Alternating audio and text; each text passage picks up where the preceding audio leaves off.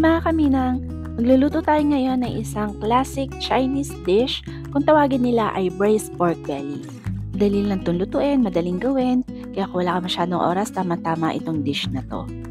Sigurado magugustuhan nila to, kaya samahan mo na ako sa aking kusina, magluto na tayo. Welcome to Minang's Kitchen! For this part, scrape lang natin yung pork belly skin para kung may mga natira pang mga dumi-dumi ay maalis natin. And then, hiwain natin ito ng pack cubes, siguro mga 2 inches yung kapal. Next, iboboil or ibablanch natin itong ating pork belly ng mabilisan lang.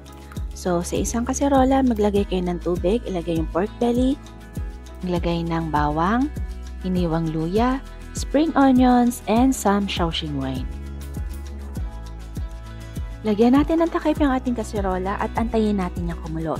Kapag kumulo na yan, kung meron mga dumi-dumi kayo nakikita or scum, alisin nyo yan. And after 5 to 8 minutes, patayin nyo na yung ating kalan. Alisin na natin yung ating pork belly. Pagkatapos, hugasan natin yan.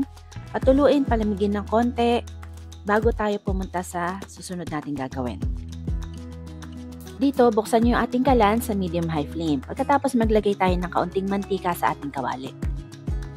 Kapag ready na yung kawali natin, ilagay na natin yung ating baboy.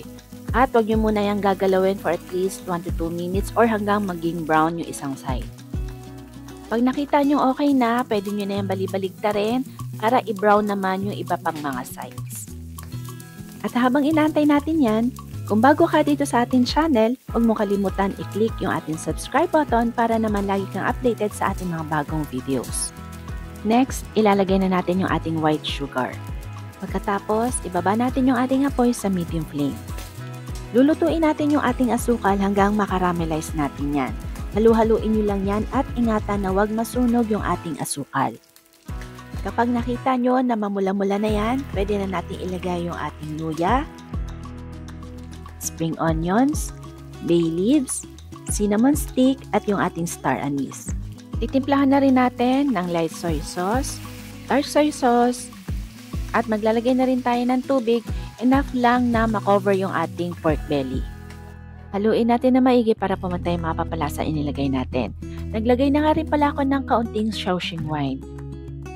After natin mahalo yan, ilagay na natin yung takip at pakukuluan na natin yan ng 1.5 to 2 hours sa low, medium to low flame.